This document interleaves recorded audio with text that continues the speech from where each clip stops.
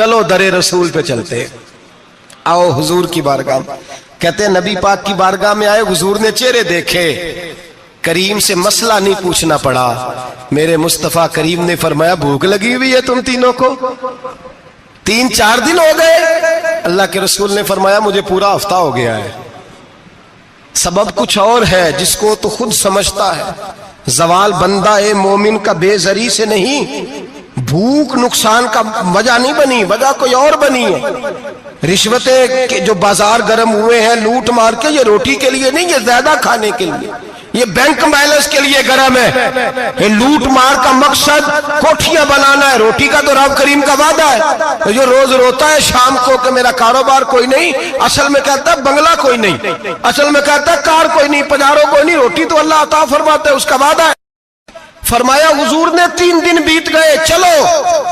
میرا بے تکلف صحابی ہے ابو الحسن انصاری، وہ بڑے نصیب والے ہوتے ہیں جن کو میرے نبی پاک خود کہتے تھے کہ تیری فلانی ذمہ داری ہے۔ اس زمانے کا تو کسی کو کہہ دیا جائے یہ تیری ذمہ داری ہے تو کہتا ہے یہ تو پھٹیکے ڈالنے لگ گیا ہے، یہاں سے تو چھٹی کر دینی چاہیے۔ خوش ہوتے تھے صحابہ کہ ہماری ذمہ داری لگی۔ کہتے ہیں حضرت ابو الحسن انصاری کے گھر گئے، نبی پاک نے فرمایا بھوک بڑی لگی ہے، کھانا لا۔ کہتے ہیں حضور نے اسے کہا تو اس آدمی کو تو وجد ہی ہو گیا، اس نے کہا میرے اتنے نصیب کہ حضور کا یہ کھانا کھلا۔ آؤ دیکھو دنیا والوں، آج جو سب سے زیادہ عزت والا ہے وہ میرا مہمان بنا ہوا ہے۔ فرماتے ہیں وہ دوڑے گئے، بکری اٹھائی، ذبح کی، بیوی کو کہنے لگے روٹی تیار کر، ادھر کھجوریں توڑی، انگور توڑے، کہنے لگے حضور آپ جب تک تناول کریں تب تک کھانا پک جاتا ہے۔ حضرت عمر کہتے ہیں روٹی پک کے آئی، بڑا پیارا گوشت، بڑا اچھا سالن، بڑا خوبصورت خلوص والا کھانا۔ فرماتے ہیں میں نے بڑا ہی کھایا۔ نبی پاک نے نہ ایک روٹی لی اور چھوٹی چپاتی، تھوڑا تھوڑا سالن کونوں سے، اور جب نبی پاک نے کھا لیا تو حضور کی آنکھوں میں آنسو آئے۔ حضرت عمر کہنے لگے حضور روئے کیوں؟ نبی پاک نے فرمایا سوچتا ہوں 7 دن کے فاقے کے بعد کھایا ہے، پر ڈرتا ہوں رب اس کا حساب پوچھے گا تو جواب کیسے دینا ہے، اس کا حساب بھی تو دینا ہے نا جو کھایا ہے۔ تو حضرت عمر فاروق کے ہاتھ میں کچھ چیز تھی، زور سے زمین پہ ماری، کا محبوبہ 7 دن کے بعد بھی روٹی کھائے تو حساب دینا ہے۔ نبی پاک فرمانے لگے عمر وہ مالک ہے نا، تو جب دیتا ہے تو حساب نہیں لے سکتا، حساب تو دینا ہے، حساب تو دینا ہے، تیاری رکھو۔ صحابہ کرام فرماتے ہم نے ارادہ کیا کہ آج کے بعد ہم پھر فاقے کریں گے، کم کھائیں گے، اس لیے کہ حساب دینا ہے۔ میرے بھائی وہ فاقہ کشی کرتے تھے، ڈرتے تھے۔ یہاں تو لوگ کھا کے بیمار ہیں، کھاتے جا رہے ہیں، سوتے جا رہے ہیں، کھاتے جا رہے ہیں، سوتے جا رہے ہیں۔ یہ بھی وقت آئے گا رمضان شریف کا، سویرے درس پہ آؤ کہتے نیند بڑی آتی ہے، سویرے 2 سپارے پڑھ کے سویا کرو کہتے صاحب نیند بڑی آتی ہے، فجر کے بعد ہی تو وقت ہوتا ہے اللہ اللہ کرنے کا، سحری کا، کھاتے جا رہے ہیں، سوتے۔ لوگ جماعت سے نماز نہیں پڑھتے سو جاتے، جماعت کا ثواب چھوڑ کے سو جائیں گے۔ بھائی رمضان مبارک میں فاقہ کشی کی ٹریننگ ہوتی ہے، فاقہ کشی کی تربیت لے، رمضان میں روکے اپنے آپ کو، تربیت ہوگی۔ اور ہمارے صوفیاء فرماتے ہیں جو زیادہ کھاتا ہے اس کا نفس اس کو زیادہ پہ مائل کرتا ہے، خواہشات نفس پیدا ہوتی ہیں۔ میرے نبی پاک علیہ السلام نے جوانوں کو حکم دیا ہے یا معاشر الشباب، او جوانوں، یا رسول اللہ کیا حکم ہے؟ فرمایا یا نکاح کر لو اگر طاقت ہے، نہیں طاقت تو روزے رکھو۔ حضور روزے سے کیا ہوگا؟ فرمایا تمہارا نفس کچلا جائے گا، شیطان وسوسہ اندوزی نہیں کرے گا۔ آج نوجوان بڑھ بڑھ کے کھاتا ہے، بہت زیادہ کھاتا ہے، کبھی اس ہوٹل سے کھاتا ہے، کبھی اس ہوٹل سے کھاتا ہے۔ اتنا زیادہ کھائیں گے تو نفسانی قوتیں اچھل کر کے آئیں گے، مشکل ہو جائے گا۔ شادیاں دیر سے ہوتی ہیں، ماں باپ آنکھیں بند کر کے بیٹھے ہوئے ہیں۔ اگر ماں باپ کی ذمہ داری ہو اور ماں باپ نکاح نہ کرے تو نبی پاک نے فرمایا بچے گناہ کریں گے تو جتنا گناہ بچے کو اتنا باپ کو بھی ہوگا۔ تو ماں باپ چپ ہیں، دوسرا شادی مشکل بڑی ہے، مہنگی بڑی، اور تیسرا نہیں کر رہے کچھ لوگ تو روزے بھی نہیں رکھ رہے۔ تو رمضان ان کے لیے بھی وقت ہے، نفسانی قوتیں کچلی جائیں گی، کھانا جتنا کم کھایا جائے گا اتنا وجود کے اندر نفسانی خواہشات کم پیدا ہوں گی۔ تو رمضان تو پریکٹس ہے مجاہدے کی، دین کی۔ اور دوسرا میرے حبیب پاک صلی اللہ علیہ وسلم نے فرمایا ہے، حضور فرماتے ہیں کہ رمضان اور قرآن کا آپس میں رشتہ ہے۔ قرآن پاک کتنا پڑھنا چاہیے روزانہ؟ زیادہ سے اللہ جزا دے، امید ہے آپ زیادہ سے زیادہ ہی پڑھتے ہوں گے۔ भाई सुने, हदीस मुबारका में नबी पाक ने फरमाया रमजान और कुरान दोनों मिल के ना, बड़ी प्यारी हदीस है, फरमाया दोनों मिल के अल्लाह की बारगाह में मेरी उम्मत की सिफारिश करेंगे। रमजान और अल्लाहु अकबर। किस तरह? नबी पाक फरमाते हैं रमजान कहेगा ए अल्लाह दिन के वक्त मैंने इसे तेरी रजा के लिए खाने पीने से बाज रखा, और कुरान कहेगा या अल्लाह रात को तेरी रजा के लिए खड़ा होकर ये कुरान सुनता था। रमजान और कुरान दोनों सिफारिश करेंगे। हम ना बड़ा कुछ पढ़ते हैं, सुनते हैं, सीखते हैं। अब यकीन करें ये खाते भाई का भाई से इख्तलाफ हो जाए ना तो वो 30 साल पुराने खाते खोल के ले आता है, सारी रात ढूंढता है कि मेरे पैसे कहां से निकलते हैं, पढ़ लेता है। कुरान पाक की बारी आती है तो नहीं पढ़ते कुरान पाक। अब्बा जी का खत्म होता है तो मांगते फिरते हैं, कहते 2 कुरान पाक 10 कुरान पाक। ये बातें बतानी नहीं चाहिए, करनी नहीं चाहिए, लेकिन चूंकि तरबियत के लिए बैठा हूं तो कर देता हूं। मेरे शागिर्दों से पूछें, यहाँ मदरसा है अल्हम्दुलिल्लाह, दर्जनों तलबा है, असातिज़ा है, मेरे पीर भाई हैं, और मेरा ये दावा है कि शायद कोई किसी से इतना प्यार करता हो जितने मेरे शागिर्द और मुरीद मुझसे करते हैं। लेकिन मैंने कभी किसी से नहीं कहा कि जरा सूरत फातिहा पढ़ के देना, मैंने अपने अब्बा जी को सवाब देना है। पूछ लें किसी से नहीं कभी कहा, कभी नहीं मैंने कहा कि जरा मुझे थोड़ा सा कुरान पढ़ दे। मैं इसको नाजायज नहीं कहता, पढ़वाना चाहिए, लेकिन मैं अपने वालिदैन के लिए कभी सवाल नहीं करता कि मुझे जरा पढ़ के दो, मैंने बख्शना है, इसलिए कि मैंने जाती तौर पे रूटीन बनाई है। मैं समझता हूं कि कायनात के अंदर मेरे ऊपर जिन लोगों ने एहसान किए उनमें सबसे ज्यादा हिस्सा मेरे माँ बाप का है। मैं समझता हूं इस बात। कितना नालायक हूं मैं कि मैं 1 महीने में एक कुरान पाक भी पढ़ के उनकी रूह को इसाल नहीं कर सकता। मेरा ये तरीका है जाती, मैं कदगन नहीं लगाता, मेरा जाती तरीका ये, अलहम्द से शुरू करो और 2 सूरतें छोड़ के कुरान पाक खत्म कर दो आखिरी, और फिर फलक और नास सूरतें साथ ले जाओ। यहां बैठ के साले सवाब नहीं करना, खत्म नहीं दिलाना, साथ ले जाओ, कब्र पे खड़े हो जाओ और फलक और नास सूरतें कब्र पे बैठ के तिलावत करो। और जो कुरान मजीद पढ़ा है उनकी रूह को वहां इसाल करो। ओ भाई, औलाद जब माँ बाप के लिए पढ़ती है तो उसे कहना नहीं पड़ता अल्लाह बख्श दे, इसलिए कि औलाद की नेकियां खुद ब खुद माँ बाप के खाते में जमा होती हैं, खुद नेकियां जमा होती हैं। मेरे भाई, तू बच्चों से ये तो मुतालबा करता है कि बेटा इस साल रमजान मुबारक में मेरे लिए सत्तू जरूर बनाना, फलानी चटनी जरूर तैयार करना, ये क्यों नहीं कहता बीवी से कि डिशे कम बनाना? तू भी बैठ के कुरान पाक पढ़, मैं भी कुरान पाक पढ़ता हूँ। इधर आओ बेटा, यहाँ बैठ के तिलावत करो, मैं भी करता हूँ। बेटी इधर आओ, बैठ के कुरान पाक पढ़ो। कितना वक्त लगता है? हाफिज और कारी और उलमा अगर पढ़े तो 20-25 मिनट लगते हैं कुरान पाक का सिपारा पढ़ने, और अटक अटक के पढ़ने वाला भी पढ़े तो 1 घंटा लग जाएगा। और मेरे नबी पाक सल्लल्लाहु अलैहि वसल्लम ने फरमाया जो कुरान पढ़ते हुए अटकता है अल्लाह उसे डबल सवाब अता फरमाता है। फरमाया जो जुबानी पढ़े सिंगल सवाब, जो देख के पढ़े उसे डबल सवाब। हुजूर क्यों? फरमाया इसलिए कि मेरा कुरान देखने पे भी अल्लाह सवाब अता फरमाता है, कुरान देखने पे भी अल्लाह सवाब देता है, देखने का भी सवाब। रमजान शरीफ में कुरान पाक पढ़े, खोल के पढ़े। और मेरे भाई, अगर तेरा बच्चा पढ़े, अगर तेरी बेटी पढ़े, कायनात का खुश नसीब बाप वो है कि बेटा कुरान पढ़े, चाहे नाजरा ही पढ़े, जिसकी बेटी पढ़े। जिंदगी में इन्हें इस काम पे लगा जाओ, मरने के बाद भी पढ़ेंगे। इमाम जलालुद्दीन सुयूती शाफई रहमतुल्लाह अलैह फरमाते, हजरत ईसा कब्र के पास से गुजरे, कब्र पे अजाब हो रहा था, अल्लाह का गजब बरस रहा था। जनाब ईसा इस्तिगफार पढ़ते डरते गुजर गए।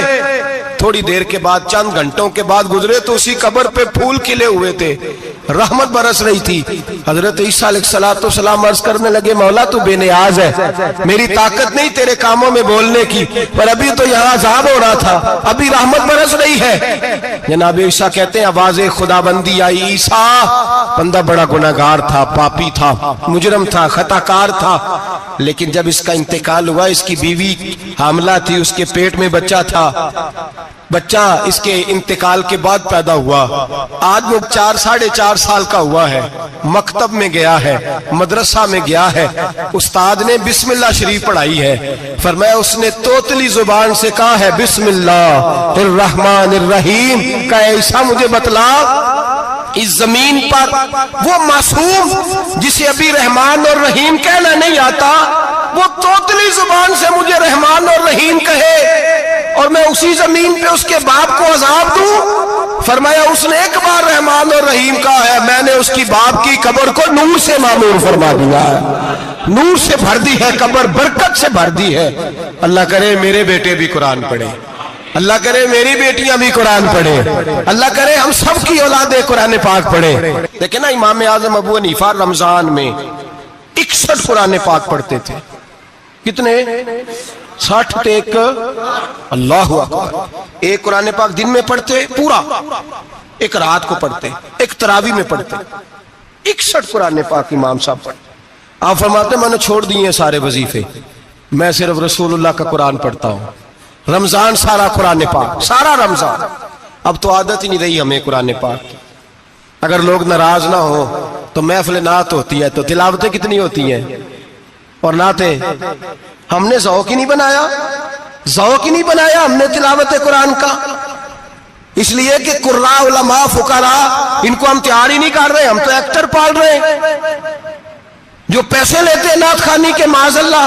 او میرے بھائی، کیا قرآن میرے نبی کی نعت نہیں؟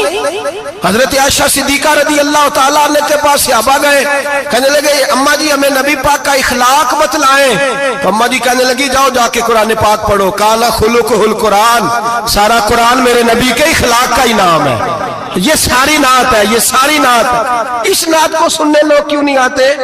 اتنا راش میں اپنے نعت میں اتنا تراویح پہ کیوں نہیں ہوتا؟ اور ملت کا جوان یاد رکھے، بوڑھے تراویحاں پڑھتے ہیں، ضعیف تراویحاں پڑھتے ہیں، گھٹنوں میں درد ہے تراویحاں پڑھتے ہیں، بیمار بوڑھے تراویحاں پڑھتے ہیں، جوان وہاں چوک میں کھڑے۔ کیا جوانی اس لیے ہے چوکوں میں کھڑا ہوا جائے؟ کیا جوانی اس لیے ہے کہ سعودی عرب جانے کے لیے پاسپورٹ بنانا ہو تو 2.5 گھنٹے کھڑا رہے تو؟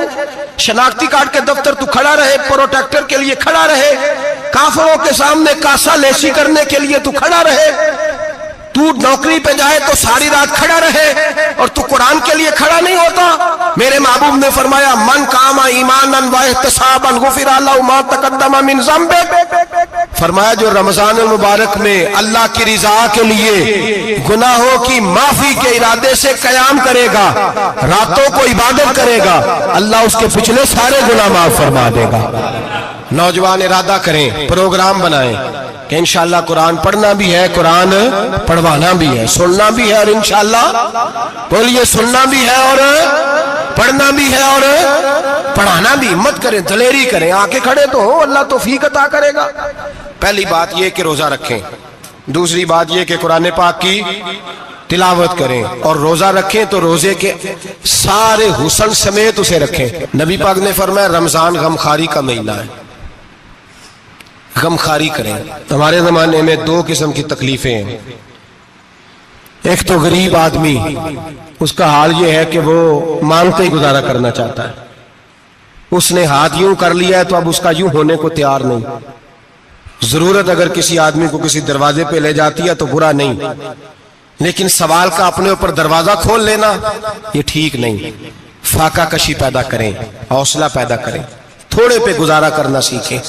غریبوں کو بھی اجازت نہیں کہ وہ نکل کھڑے ہوں میدان میں مانگنے کے لیے، ٹولیاں نکلتی ہیں رمضان میں، جتھے نکلتے ہیں خیرات کٹھی کرنے والے۔ بچیں، میرے نبی پاک صلی اللہ علیہ وسلم نے فرمایا جس نے بغیر ضرورت کے سوال کیا، جب قیامت کے دن آئے گا تو اس کے چہرے کے اوپر گوشت نہیں ہوگا، صرف ڈھانچہ ہی ہوگا۔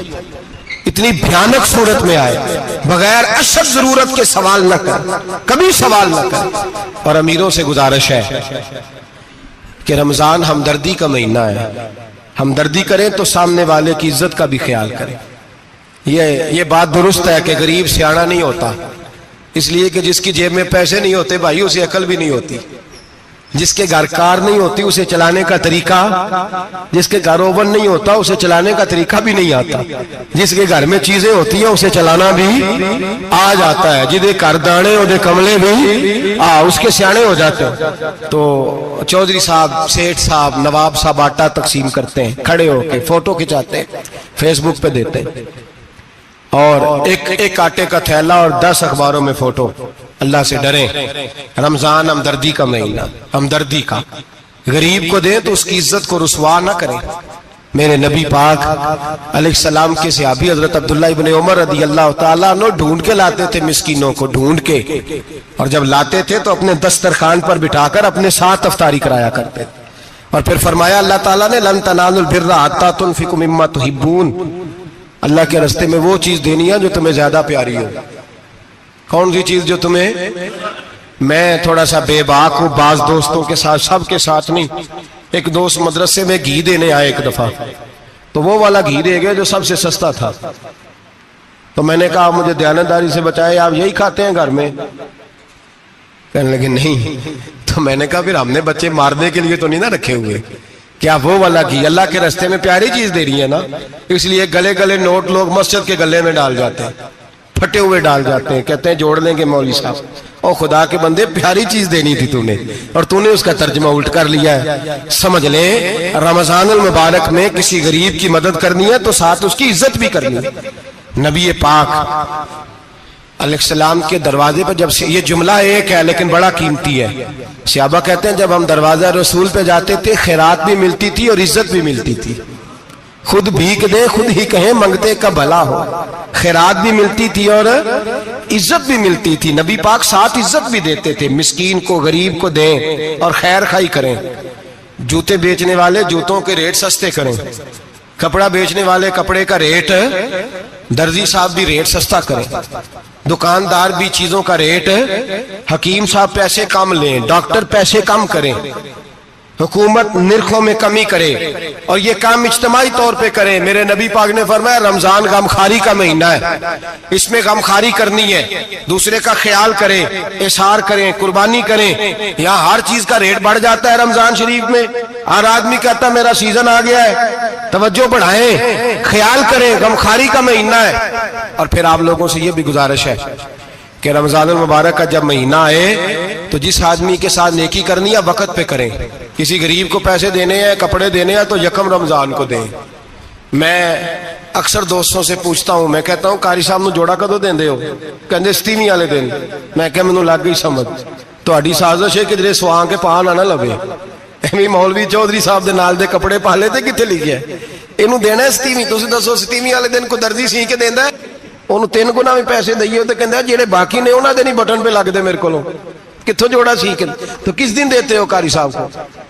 کیا مقصد ہے؟ پہننے کے لیے دے رہے ہو یا اس لیے دے رہے ہو کہ نہ پہن سکے؟ تو بھائی آپ جب کسی کو کچھ چیز دیں گے تو کب دیں گے؟ جب وہ استعمال کر سکے. غریب کو لوگ فطرانہ دینے جاتے ہیں عید سے 1 دن پہلے، تو کیا کرے گا اس کا؟ وہ نہ تو کپڑے خرید سکا نہ روٹی لا سکا. بلکہ میرے حضرت صاحب فرماتے ہیں رمضان سے پہلے دے دو، رمضان کی نیت کر کے رمضان سے 1-2 دن پہلے دے دو، اللہ رمضان جتنا ثواب ہی عطا فرمائے گا. رمضان سے پہلے دو جس کو کچھ ہے دن، قبل از وقت تیاری کرو. اور میرے قبلہ حضرت صاحب فرمایا کرتے اپنے کپڑے بعد میں، غریب کے بچوں کے کپڑے پہلے، اپنے گھر کی ضروریات بعد میں، غریبوں کی ضروریات. اس لیے کہ اللہ پاک نے ان کا رزق بھی ہمارے گھر بھیج دیا. ہماری ڈیوٹی لگائی ہے کہ تم نے بانٹنا، بانٹنے والے بنو. اور یہ ذہن بنائے کہ پتہ نہیں کس کا حصہ تھا جو اللہ نے میرے گھر بھیجا. یہ ذہن بنا کے بانٹ. اور جس کو دینے جائیں، ہاں آپ کو اجازت ہے تھوڑا بہت پتہ کرنے کی، لیکن تھوڑا بہت تفتیش کرنے کی اجازت، بال کی کھال اتارنے کی اجازت. میں نے دیکھا ہے لوگ غریبوں کا انٹرویو لیتے ہیں، تیرا تو فلانا کمانے والا نہیں، تیرا تو فلاں بچہ. او بھائی بہت سارے غریب ایسے ہیں، بڑے ہیں جو کمانے کی کوشش کرتے ہیں لیکن ان کا سبب نہیں بنتا. ہاں ہے ایسے لوگ جو سعودی عرب چلے گئے ہیں، کہتے ہیں تیرا تو فلاں باہر نہیں گیا ہے، لیکن سارے سعودی عرب جانے والے بھی مال کمانے کی طاقت نہیں رکھتے. کئی وہاں بھی بیٹھ کے بیچارے قرضوں میں الجھے ہوئے ہیں، وہاں والوں کے ظلم کا شکار ہے. بہت ساری آزمائشوں میں تو تفتیش کرتا ہے. میرے امام شافعی کا ایک جملہ اگر آپ کو یاد رہ گیا تو بات بن جائے گی. امام شافعی رحمت اللہ، بلکہ حضرت غوث اعظم جیلانی کے پاس وہ بات آپ کو زیادہ فائدہ دے گی. حضرت غوث اعظم جیلانی کو ان کا ایک مرید سمجھانے لگ گیا، کہنے لگا حضرت جی آپ سب کو دیتے رہتے ہیں، ہر بندہ مستحق نہیں ہوتا، ذرا ٹٹول کے دیا کریں. تو غوث اعظم جیلانی فرمانے لگے بھائی مجھے تو لگتا ہے تو بھی ان چیزوں کا مستحق نہیں تھا جو اللہ نے تجھے عطا کر دی ہے. پہلے تو بتا تو مستحق تھا، تجھے اپنی حیثیت اوقات کا پتہ ہے جو اللہ نے تجھے دے دیا؟ طاقت تھی، کوالٹی تھی، تیرے اندر وہ صلاحیت تھی؟ رب نے تو نہیں تیری تفتیش کی کہ تو قابل ہے کہ نہیں، تو اللہ کے بندوں کی تفتیش کرتا پڑتا ہے؟ امام شافعی فرمایا کرتے، امام شافعی فرماتے رب تجھے پرکھ کے نہیں دیتا، ٹٹول کے نہیں دیتا، رسوا کر کے نہیں دیتا، تو غریبوں کے ساتھ یہ سارا ظلم کیوں کرتا ہے؟ بس پتہ چل گیا وہ ضرورت مند ہے تو دے، اس لیے کہ اجر تجھے غریب نے نہیں دینا، اجر اللہ نے دینا ہے، اور اللہ اجر عمل پہ نہیں دیتا، اللہ تو نیت پہ اجر عطا فرماتا ہے۔ تو نیت دیکھ تیری کس طرح کی۔ تو میرے بھائی غریب کو دیں، قبل از وقت دیں۔ رمضان مبارک میں چوتھا کام، بات آخری اور چوتھا کام سنیں، رمضان میں دین سیکھیں۔ شیطان قید ہوتا ہے زیادہ سے زیادہ، اور جب آدمیوں کا پیٹ خالی ہوتا ہے نا تو ذہن جو ہوتا ہے نا وہ بھی اس کا فریش ہوتا ہے، اس میں کوشش کریں دین سیکھنے کی۔ میرے نبی کریم صلی اللہ علیہ وسلم نے اس دین کو علم کا دین قرار دیا ہے، شعور کا دین قرار دیا ہے، فہم کا دین قرار دیا ہے۔ نبی پاک صلی اللہ علیہ وسلم نے فرمایا ایک عبادت کرنے والا عشاء کے بعد کھڑا ہو اور فجر تک نماز پڑھتا رہے، ایک عالم دین عشاء پڑھ کے سو جائے، اٹھ کے فجر پڑھ لے، تو وہ 70 عبادت کرنے والوں کا درجہ زیادہ نہیں، عالم کا درجہ پھر بھی زیادہ ہے، اس عالم دین کا درجہ زیادہ ہے، اس لیے کہ وہ لوگوں کو آگاہی دیتا ہے، شعور بخشتا ہے۔ یہ دین جو ہے یہ، اور نبی پاک صلی اللہ علیہ وسلم نے فرمایا عبادت کرنے والے پر عالم کا درجہ اتنا ہی زیادہ ہے جتنا میرا درجہ اپنے غلاموں پر زیادہ ہے۔ عالم کو حضور نے اتنا بڑا مقام دیا۔ دین سیکھیں، شعور حاصل کریں، یہ فقاہت کا دین ہے، شعور حاصل کرنے کا دین ہے۔ اور نبی پاک صلی اللہ علیہ وسلم نے فرمایا دین کی ایک بات سیکھ لینا 1000 نفل پڑھنے سے زیادہ درجہ رکھتی ہے، دین کی ایک بات سیکھ لینا 1000 جنازے میں شرکت سے زیادہ درجہ رکھتی، دین کی ایک بات سیکھ لینا، میرے نبی پاک صلی اللہ تعالی علیہ وسلم ارشاد فرماتے 1000 مریض کی عیادت کرنے سے زیادہ درجہ رکھتی۔ فرمایا جس نے رات کے ایک لمحے میں دین کی ایک بات سیکھی، اللہ اسے ساری رات عبادت کرنے سے زیادہ ثواب عطا فرمائے گا۔ میرے ایسا فرمایا کرتے جب سیکھنے والے کو یہ ثواب ملے گا تو بتائیے سکھانے والے کو کتنا ثواب ملے، اسے اللہ کتنا درد۔ رمضان آ رہا ہے، شیطان قید ہے، دین پھیلانے کی کوشش کریں، جد و جہد کریں۔ بڑی نیند آتی ہے فجر پڑھ کے، لیکن اگر کسی کا ارادہ بن جائے کہ دین سیکھنا بھی ہے اور دین بچوں کو، تو پھر کوئی نیند غلبہ۔ ایک مثال ایک عالم نے سمجھائی، کوئی بزرگ تھے درویش عالم، ان کے پاس ایک عورت آئی، کہنے لگی میں بچوں کو سویرے بڑا جگاتی ہوں، بچے جاگتے نہیں نماز کے لیے۔ بڑا عجیب جواب دیا بزرگوں نے، درویش نے، عالم نے، کہنے لگے بی بی کیوں نہیں جاگتے، جگایا کر، بیدار کیا کر، اٹھایا کر۔ کہنے لگی بڑی جدوجہد کرتی ہوں، اٹھتے نہیں، بیدار نہیں ہوتے۔ اللہ والے تھے نا۔ کہنے لگے یہ بتا اگر اس کمرے میں آگ لگ جائے تو پھر بچوں کو کیسے بیدار کرے گی؟ آگ سے بچانے کے لیے کیا کرے گی؟ پھر تو بالوں سے پکڑ بھی گھسیٹنا پڑا تو گھسیٹ کے کمرے سے لاؤں گی، پھر تو چوٹیں لگتی ہیں تو لگ جائیں، پھر میں پرواہ نہیں کروں گی۔ آپ فرمانے لگے یوں سمجھ لے جہنم کی آگ جل رہی ہے، اگر تیرے بچے نے نماز نہ پڑھی تو آگ لگ جائے گی، اگر اس نے عبادت نہ کی تو اسے آگ، اب جیسے بھی تجھے اٹھانا پڑتا ہے اٹھا گھسیٹ کے باہر لا، لیکن اس کی نماز قضا۔ نیند بڑی آ رہی ہے سویرے، لیکن اگر دین نہ سیکھا تو مشکل ہو جائے۔ جیسے بھی اپنے آپ کو جگانا چاہیے، ہمت کرنی چاہیے، دلیری کرنی چاہیے۔ ہمیشہ مدحت خیر الانام میں گزرے، دعا ہے یہ عمر درود و سلام میں گزرے۔ آخر دعوا